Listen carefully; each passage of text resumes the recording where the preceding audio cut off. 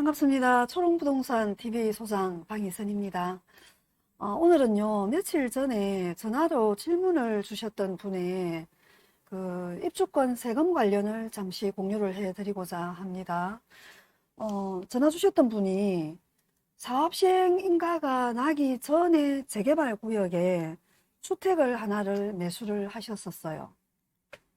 그러니까 관리처분 전이고 사시인가 전이니까 그냥 1주택인 거죠. 1주택을 가지신 상태의 재개발 구역입니다. 그 다음에 두 번째 거를 어디를 사셨냐 하면 토지를 사신 거예요. 토지를 샀는데 요 토지도 관리처분인가 전에 매수를 했습니다. 이러다가 이제 관처가 나고 그리고 나서 입주권이 된 거예요.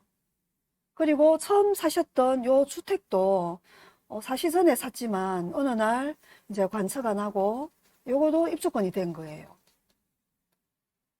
요 상태에서 주택으로 관리처분인가 이전에 2년 이상 보유를 하셨습니다. 2년 이상 주택으로 보유.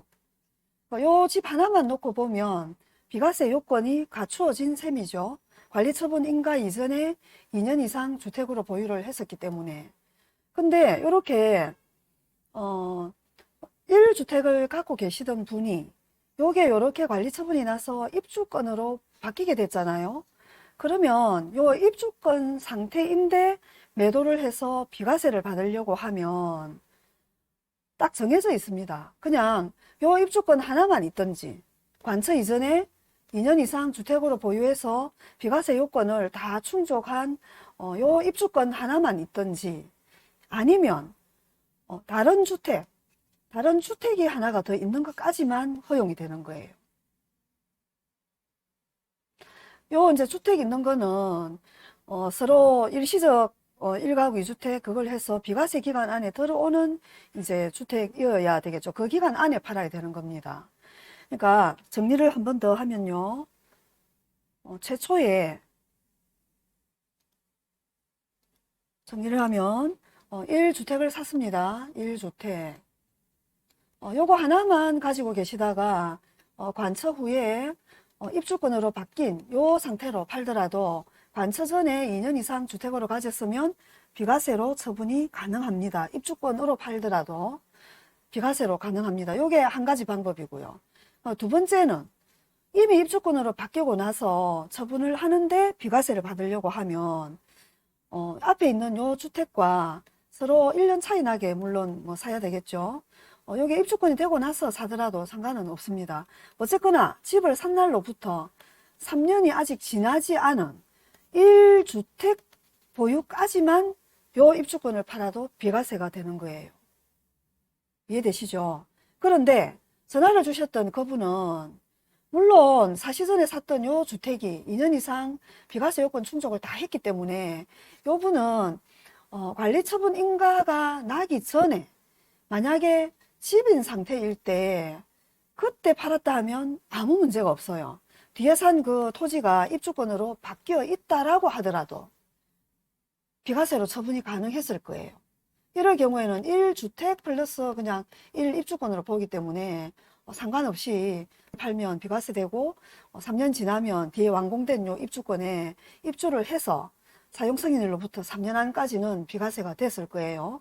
근데 관리처분인가 후에 입주권으로 바뀐 상태 같으면 이 상황이 완전히 달라져서 1입주권 보유 상태에서 두 번째 추가로 2입주권을 가지게 된 상태로 앞에 있는 입주권을 파는 걸로 보기 때문에 입과 입이 만나면 예전에 제 영상에 뭐라고 말씀을 드렸을까요? 입과 입이 만나면 사고가 나는 거예요. 비과세가 되는 게 아니고.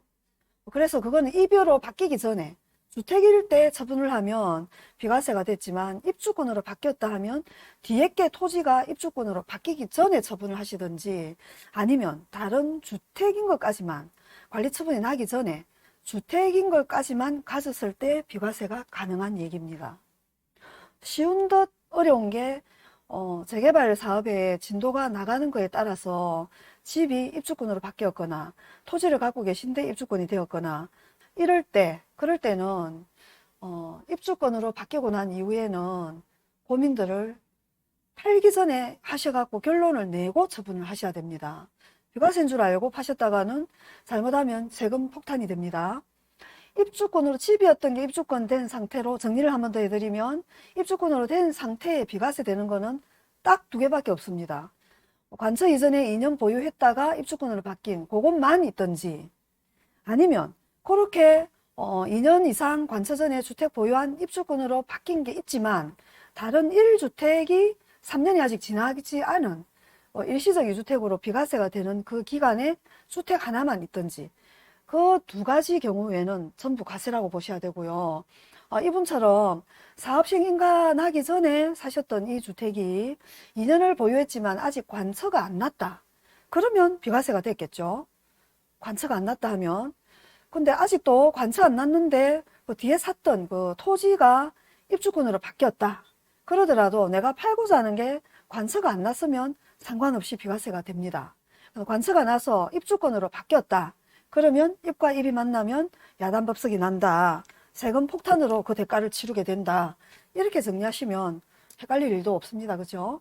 오늘은 이런 질문 주셨던 분이 계셔가지고 토지를 갖고 계시다가 입주권 되면 이거 어떻게 되는 거야? 하고 계속 토지를 갖고 있는 건가? 이렇게 여기고 비과세로 또 홀딱 처분하셔가 세금 폭탄 맞을 일이 있을 수 있는 것 같아서 질문을 한번 정리를 해드렸습니다.